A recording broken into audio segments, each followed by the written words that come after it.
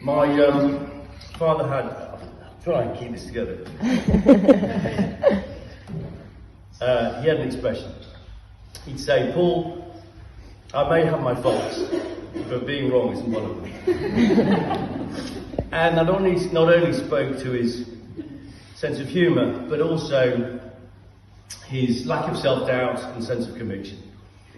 And when we look back at life through that lens, I thought it'd be useful to see how many things he got right.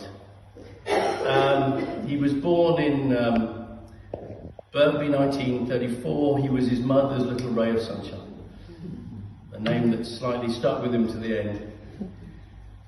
Youngest of 4 boys.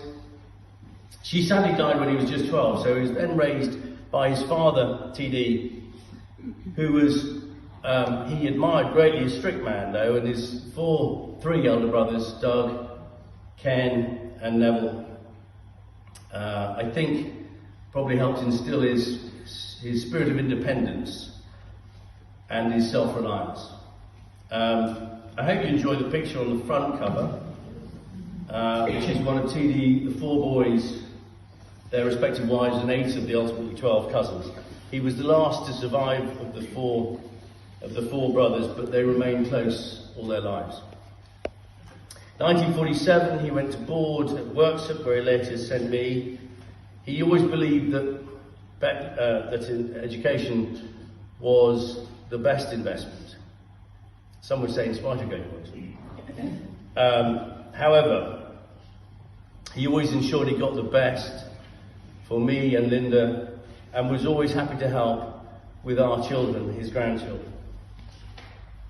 He valued hand-eye coordination and was a good all-round sportsman. In November last year, an incredibly well-timed old boys reunion at school, he donated back, I drove him down there, he donated back his Talbot House representative blazer.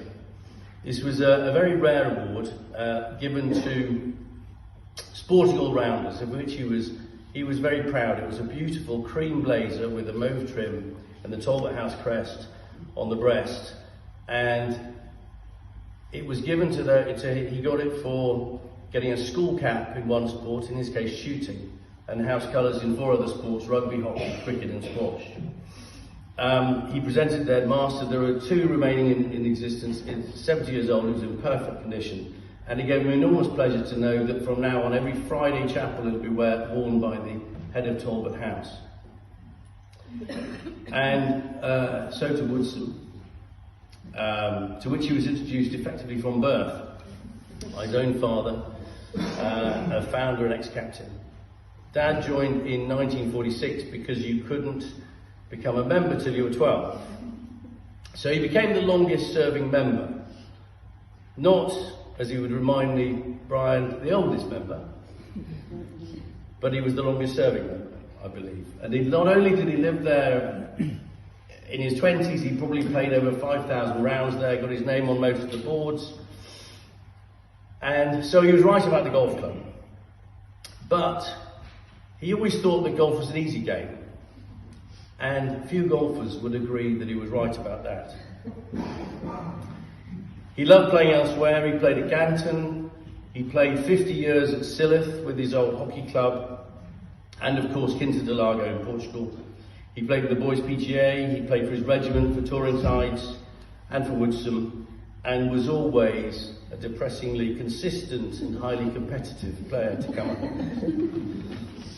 He remained competitive all his life. When he was 79, he shot a 74, which, to beat your age by 5, many golfers will recognise that as no mean feat. And he was right when I was playing with him on the 7th, and he hit his tee shot. He said, "Watch that, Paul, it's going in." Which it duly did for one of his 8 holes in one. But the one that gave him most pleasure was in 2022 when he was 88, playing with his old muckers Bruce, Edwin and Keith.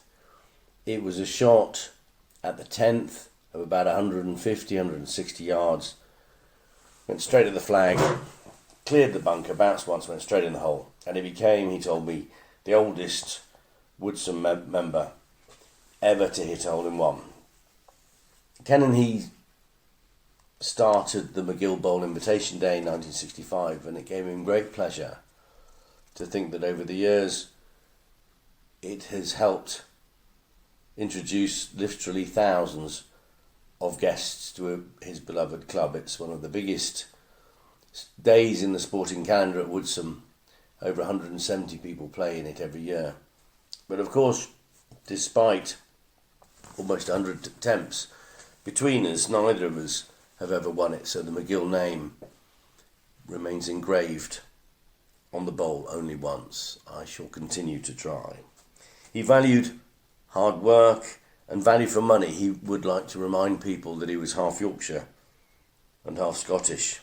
And he was always smartly dressed, rarely seen without a tie. He ran a retail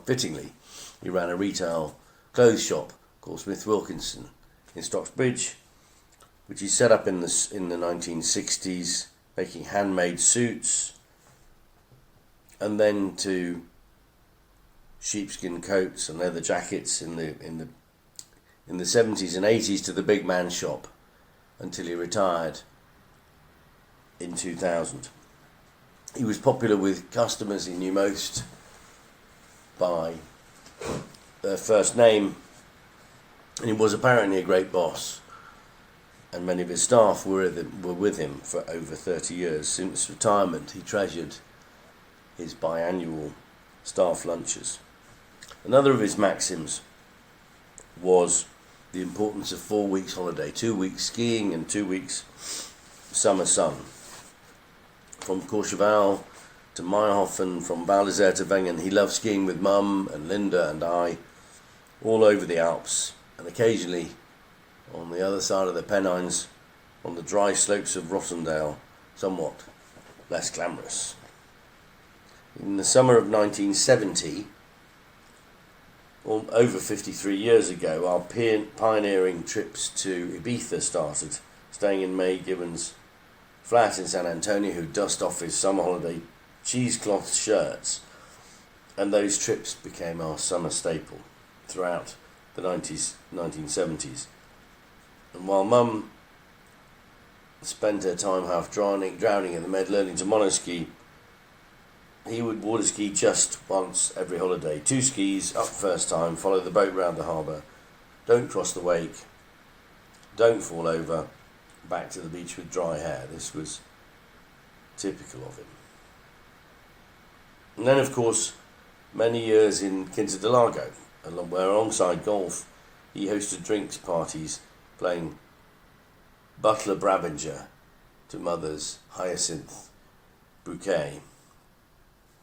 My father always impressed on Linda and I that you should treat everyone, from prince to pauper, the same, and he practiced what he preached. We've had countless messages, letters and cards from family and friends and many others who mentioned his twinkle, his humour, his decency and loyalty. The cards continually referred to him as a true gentleman, and that, as one said, he was a splendid man. He was always there for so many people. As well as often being right, he was also a paradox. On the one hand, charming and chatty, loving the kudos from giving the blazer, showing off his swingless golf club, or driving around with his distinctive number plate for the last 50 years.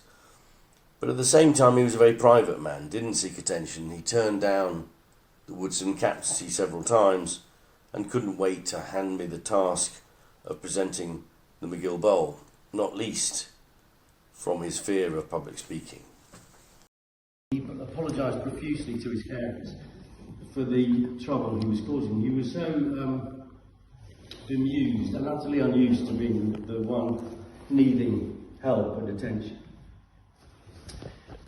So this paradox was there in his relationship with Mum. She wasn't the obvious choice for a conservative private Yorkshireman who didn't seek attention. She was loud, she was funny, she was fun-loving, and she was very beautiful. They married in 1962. They honeymooned on John Cotton's super yacht in Monte Carlo with its own car and speedboats. They had a grand society wedding in Huddersfield.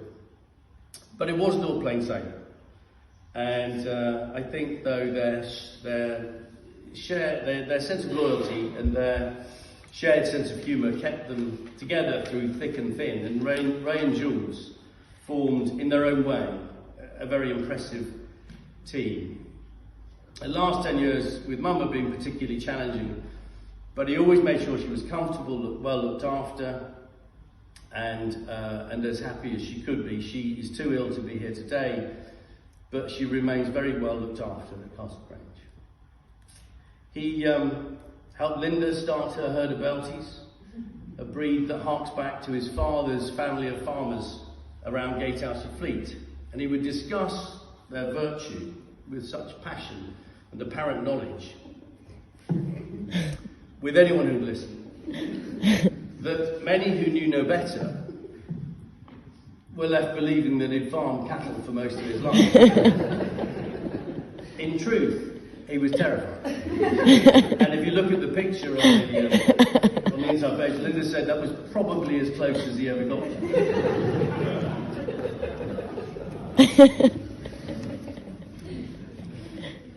Was he right to sell our beautiful family home Whitegates in Netherton to move to what Mum called the box in Lassel's Hall?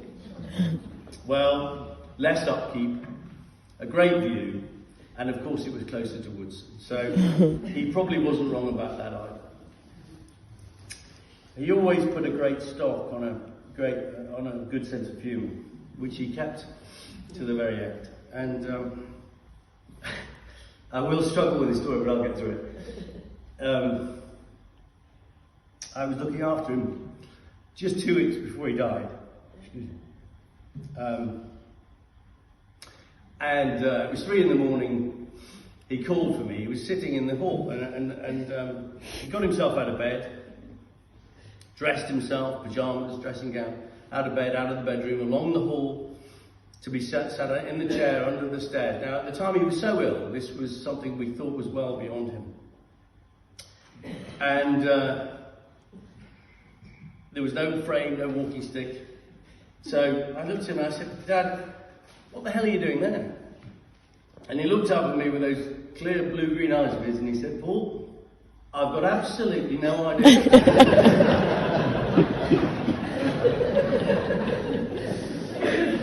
And we fell about laughing at the absurdity of the situation. So, Dad, you may have had your faults, but there were many.